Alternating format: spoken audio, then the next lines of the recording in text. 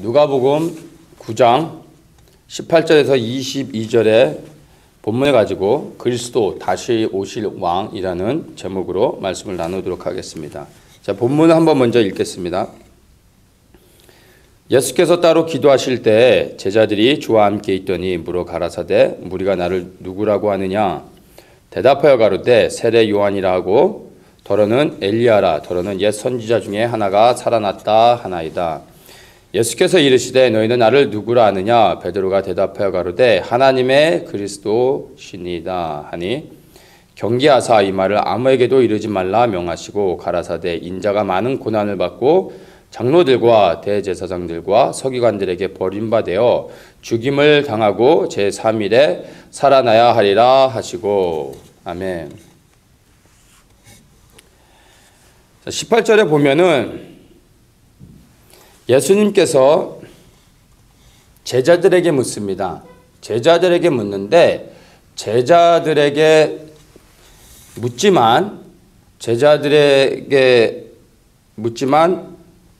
그 대상이 누구냐면 제자들이 아니라 사람들입니다. 나를 누구라 하느냐라고 묻는데 너희가 나를 누구라고 하느냐라고 묻지 않으시고 사람들이 나를 누구라고 하느냐라고 제자들에게 물으셨습니다. 자, 이것은 예수님이 진짜 질문을 하기 위해서 오프닝으로 제자들에게 먼저 사람들의 그 반응들을 먼저 물으신 것입니다. 이제 제자들이 대답을 합니다. 어떤 사람들은 세례 요한이라고 말하고 어떤 사람은 엘리야라고도 하고 또 선지자라고도 말을 합니다. 라고 사람들의 그 예수님에 대한 이해들을 이제 설명을 합니다. 그때 예수님께서 제자들에게 이제 진짜로 하고 싶었던 질문을 하시는 것입니다. 뭐라고 하시냐면 20절에 그러면 너희는 나를 누구라고 하느냐라고 예수님이 제자들에게 이제 묻습니다. 자, 이렇게 예수님이 물으실 때 베드로가 대답합니다. 하나님의 그리스도이십니다. 자, 베드로가 이렇게 고백을 했습니다. 그리스도이십니다. 여러분들은 예수님을 누구로 이해하고 계십니까? 많은 이스라엘 백성들은 예수님의 올바르게 이해하지 못하고 있었습니다. 어렴풋이 그냥 아는 정도였습니다. 그런데 예수님의 제자들 그리고 베드로는 분명하게 말하고 있습니다. 그리스도이십니다. 라고 말하고 있다는 것입니다. 여러분들은 예수님을 어떻게 이해하고 또 믿고 계십니까? 그분이 우리의 그리스도이신 것을 믿으십니까? 그리스도는 무슨 의미일까요? 많은 사람들이 예수가 그리스도임을 다 알고 있습니다. 그리고 그 그리스도에 대한 의미들도 다 알고 있다고 생각합니다. 그리스도라는 말은 기름 부음을 받은 자라는 의미를 가지고 있습니다.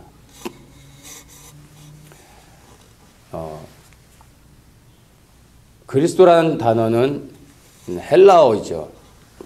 구약 시대에는 그리스도라고 하지 않고 구약 성경에서는 메시아라고 흔히 사용하고 있었습니다. 근데 이 메시아라는 단어는 우리가 히브리어로 알고 있지만 사실은 이제 아람어고 히브리어로는 마시아흐라고 부릅니다. 어쨌든 이제 메시아 곧 이제 신약으로 와서 그 헬라어로 성경이 번역되면서 이 메시아를 그리스도라는 단어로 이제 대체하게 됩니다. 네, 메시아, 그리스도 다 기름 부음을 받은 자라는 의미를 갖고 있습니다. 구약 성경을 보면 어떤 사람들에게 기름을 붓습니까? 첫째는 왕에게 기름을 붓습니다. 그리고 제사장들에게 기름을 부읍니다. 또한 선지자들을 기름을 부어서 하나님이 세우셨던 것들을 우리가 볼 수 있습니다. 그래서 이 메시아, 그리스도, 기름 부음을 받은 자라는 의미 안에 담겨져 있는 그 중요한 역할들, 바로 예수가 그리스도라고 할 때 그 예수 그리스도의 역할이 어떤 것인지를 우리가 짐작할 수 있습니다. 구약 성경에서는 메시아에 대한 직접적인 언급은 사실 없었습니다. 선지서들을 보면 어떤 이사야나 에스겔 같은 그런 그 대선지서들을 보면 메시아라는 단어를 사용하지는 않고 다른 이름으로 사용하면서 또한 메시아에 대한 설명들을 하고 있습니다. 그래서 그것들을 종합적으로 보면 메시아께서 이 땅 가운데 이스라엘을 통치하는 왕으로서 오시게 된다라는 그 이해들을 사람들이 가지고 있었습니다. 이것이 이제 신약 시대에 와서는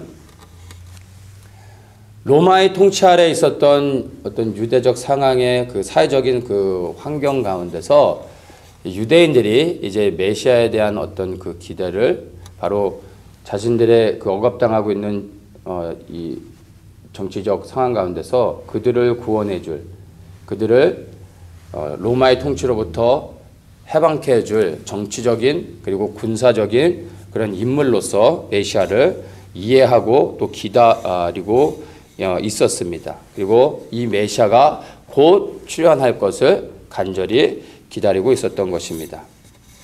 예수님의 제자들도 예수님이 예루살렘에 입성하시면 왕이 되실 것으로 기대하고 있었던 것을 우리가 볼 수 있습니다. 이 마가복음에 보면 이제 예루살렘으로 향하고 있는 그 여정에 야고보와 요한 형제가 예수님께 와서 우리가 구하는 것을 들어주십시오라고 말하면서 그들이 구했던 것이 주의 영광 중에 그러니까 왕이 되시면 우리 형제를 한 사람은 예수님의 우편에 한 사람은 좌편에 앉게 해주십시오. 한국말로 번역하면은 우리로 하여금 한 사람은 우의정, 한 사람은 좌의정이 되게 해주십시오. 뭐 이런 식으로 그들이 예수님께 부탁을 했던 것을 우리가 볼 수 있습니다. 예수님의 제자들조차도 그 메시아에 대한 기대가 그냥 우리의 어떤 그 현실의 삶 속에서 우리의 필요를 채워주고 그리고 어떤 내가 그리고 있는 어떤 그런 상상 속에서 메시아를 내가 원하는 방식으로 해석하고 있었던 것을 우리가 볼 수 있습니다. 예수님이 그리스도인 것은 믿고 있었지만 그리스도에 대한 그들의 믿음은 벗어났고 잘못되어진 것을 우리가 알 수 있습니다. 사람들이 믿는 그리스도의 모습, 사람들이 믿고자 하는 그리스도의 모습과 실제 그리스도의 모습은 달랐습니다. 그래서 그들이 이스라엘을 구원할 메시아를 기다리고 있었음에도 불구하고 그래서 정말 메시아가 그들을 구원해 주기 오셨는데도 그들은 메시아를 놓치고 말았던 것입니다. 왜냐하면 그들이 원했던 메시아의 모습과 실제 오신 메시아의 모습은 너무나 달랐기 때문인 것입니다. 성경이 예언되어진 대로 믿는 것이 아니라 그들이 원하는 방식대로 해석하고 믿었기 때문입니다. 오늘날 예수를 그리스도로 믿는 우리들은 어떻습니까? 우리는 예수가 그리스도임을 압니다. 근데 그 그리스도를 어떻게 이해하고 믿고 계십니까? 만일의 사고를 대비해서 들어놓는 어떤 생명보험으로서 예수님을 믿고 그렇게 기대하고 있습니까? 비싼 보험으로 생각을 해서 이제 내가 보험을 들어놨으니까 혹시 사고가 나도 괜찮아 라고 예수님을 그런 큰 비싼 보험으로서 여러분 생각하고 있습니까? 아니면 이 땅을 살아가면서 나의 필요를 채워주고 내가 원하는 것을 들어주고 나를 행복하게 해주는 이 땅에서 복을 받으며 살아갈 수 있도록 나의 삶을 서포트해주는 그러한 분으로 이해하고 있습니까? 그게 아니라면 내가 생명을 들여 이 땅에서 섬겨야 할 유일하신 하나님으로 신실하신 하나님으로 믿고 계십니까? 예수 그리스도에 대한 여러분 올바른 이해를 우리가 가지고 있어야 됩니다. 그렇지 않으면 우리가 예수가 그리스도를 믿는다 할지라도 그 그리스도에 대한 분명한 이해와 올바른 믿음이 없이는 그리스도를 만날 수 없는 것입니다. 그리스도가 오셨어도 놓칠 수밖에 없었던 유대인들과 같이 그리스도가 우리 앞에 오셔서 우리에게 말씀하셔도 우리가 들을 수 없다라는 것입니다. 22절 말씀을 한번 보겠습니다. 가라사대 인자가 많은 고난을 받고 장로들과 대제사장들과 서기관들에게 버림받아 죽임을 당하고 제3일에 살아나야 하리라 하시고, 예수님께서 이제 승천하실 기약이 다가오자 예수님을 그리스도로 믿는 제자들에게 이제 비로소 예수님께서 많은 고난을 받고 죽임을 당하고 그리고 다시 살아나실 것에 대해서 말씀해 주고 계신 것을 우리가 볼 수 있습니다. 이것을 마태복음에서는 조금 더 자세하게 나오는데요. 마태복음 16장에 보면 16장 21절에 보면 이렇게 말합니다. 이때로부터 예수 그리스도께서 자기가 예루살렘에 올라가 장로들과 대제사장들과 서기관들에게 많은 고난을 받고 죽임을 당하고 제3일에 살아나야 할 것을 제자들에게 비로소 가르치시니, 이렇게 말씀하고 있습니다. 이때로부터, 바로 그 이때가 언제냐면 마태복음 16장 16절에 보면 시몬 베드로가 이제 예수님이 너희는 나를 누구라 하느냐라고 물으실 때 베드로가 대답하여 가로되 주는 그리스도시요 살아계신 하나님의 아들이시니이다 라고 고백했습니다. 바로 이렇게 베드로의 주는 그리스도십니다 라는 고백을 들은 후로부터 비로소 죽으시고 부활하실 것에 대해서 말씀해 주셨다라는 것입니다. 자, 이 고백 후에 예수님이 죽으시고 부활하실 것을 말씀해 주셨을 뿐만 아니라 이 사건 이후로부터 예루살렘을 향하여 가시면서 또 예루살렘에 입성하셔서 예수님께서 많은 것들을 이제 제자들에게 드러내 주십니다. 장차 임할 예루살렘의 환란에 대해서, 그리고 예수님께서 승천하실 것에 대해서, 그리고 다시 오실 것에 대해서도 예수님께서 제자들에게 드러내십니다.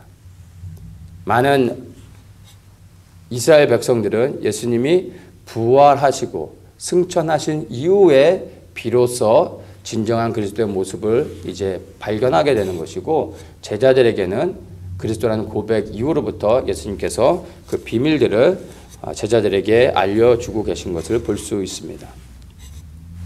저는 오늘날 예수를 그리스도로 고백하고 믿고 있는 하나님의 백성들, 주님을 섬기는 그리스도인들에게 말하고 싶은 것이 있습니다. 나누고 싶은 것이 있습니다. 다른 것이 아니라 우리가 믿는 그리스도는 다시 오신다라는 것입니다. 그분이 승천하셨고 우리의 거할 처소를 하늘에서 준비하시고 나면 반드시 이 땅에 다시 오셔서 주를 믿는 그 믿음 안에서 온전히 소망하며 살아갔던 모든 자들을 이끌고 다시 그 하늘의 처소로 우리를 인도해 주신다라는 것입니다. 바로 그 일을 위해 주님이 다시 오신다라는 사실입니다. 믿는 그리스도인들은 예수가 그리스도이심을 믿습니다. 그리고 예수가 그리스도임을 또한 잘 이해하고도 있습니다. 그분이 죽으셨고 부활하셨음도 믿습니다. 그리고 그분이 부활하신 그분이 승천하신 것까지도 다 알고 있습니다. 그런데 승천하신 그분이 다시 오신다라는 그 사실에 대해서 얼마나 많은 그리스도인들이 인식하며 그것을 믿으며 그것을 소망하며 살아가고 있는지는 제가 장담할 수 없겠습니다. 초림하신 예수 그리스도에 대해서는 믿고 있지만 재림하실 그리스도에 대해서 얼마나 많은 믿음과 확신 가운데 그것을 기다리며 살아가고 있는지는 사실 의심스럽습니다.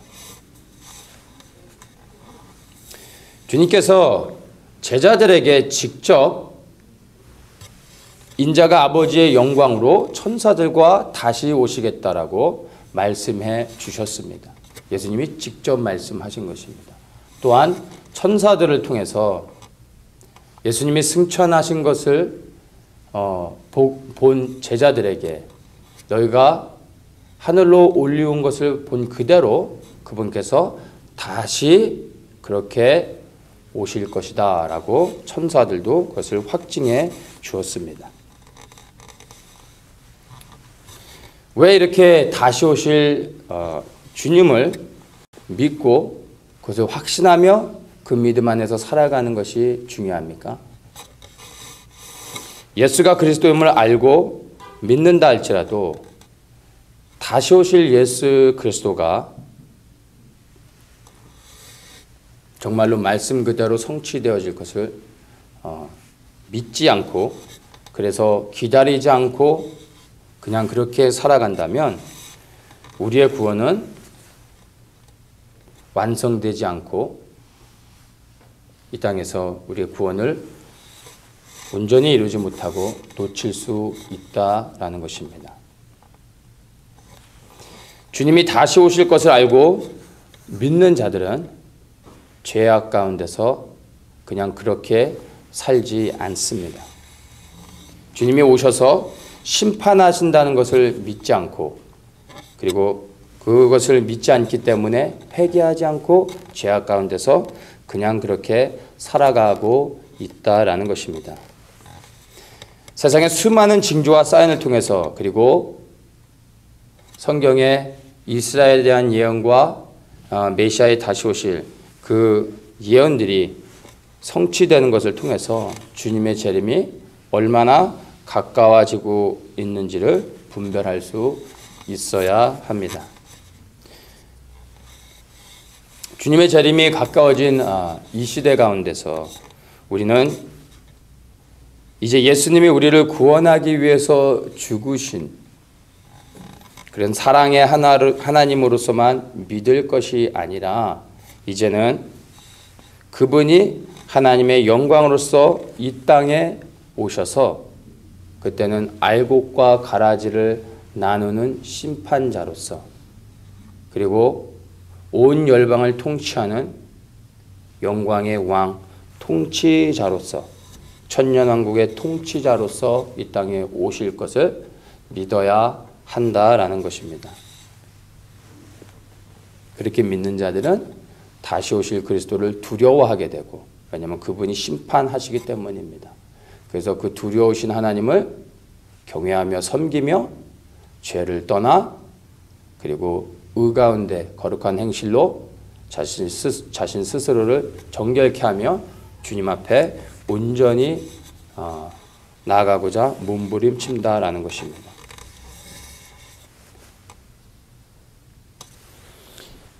(22절) 마지막에 보면 이렇게 말합니다. 그분이 죽임을 당하지만 제3일에 살아나야 하리라. 살아날 것이다 라고 말하지 않고 살아나야 하리라 말씀하고 계십니다. 살아나야 될 이유가 있다라는 것입니다. 다시 살아나셔야 될 이유는요. 그분이 승천하기 위함입니다. 승천하신 이유는 하늘에 우리의 거할 처소를 준비하기 위함입니다.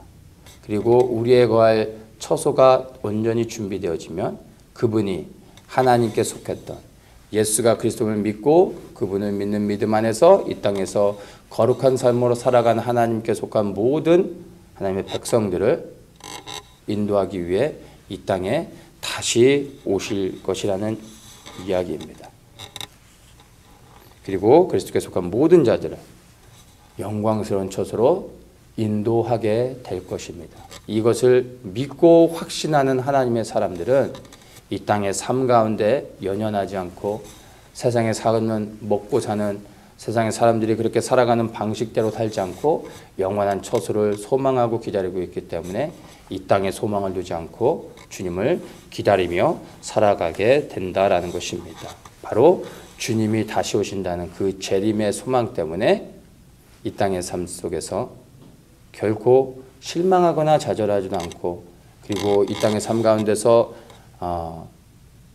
안락하거나 어떤 세상에서 누리는 것들로 만족하며 이 땅에서 살아가는 것을 즐거워하며 그냥 그렇게 살아가지 않는다라는 것입니다. 너희는 나를 누구라 하느냐라고 물으셨던 예수님의 그 질문을 진지하게 우리는 고민해 보아야 합니다. 왜냐하면 주님의 재림이 이제 정말 가까웠기 때문입니다. 여러분이 예수님을 어떤 분으로 믿느냐에 따라 여러분의 삶이, 그 결과가 완전히 달라질 수 있습니다. 그분은 그리스도이십니다. 그분은 다시 오실 왕이십니다. 다시 오실 예수 그리스도와 올바른 관계를 회복하십시오. 올바른 관계를 가지십시오. 그분이 다시 오실 때, 그리고 그분이 우리 한 사람 한 사람의 이름을 기억하시고 하나님 앞에서 우리를 인정해 주실 때 우리가 비로소 그리스도와 함께 그 영광스러운 처소로 들어가고 천년왕국에 그리스도와 함께 통치하는 자로서 살아갈 수 있다라는 것입니다. 이제 우리의 삶의 현장에서 다시 오실 그분을 기대하고 소망하는 가운데서 그분을 위해 살아가시는, 그래서 그분을 위해 살아갈 때 거룩함과 정결함으로 삶에 구별하여서 아마 그분을 소망하는 가운데 살아가시는 모든 분들 되시기를 간절히 축복합니다.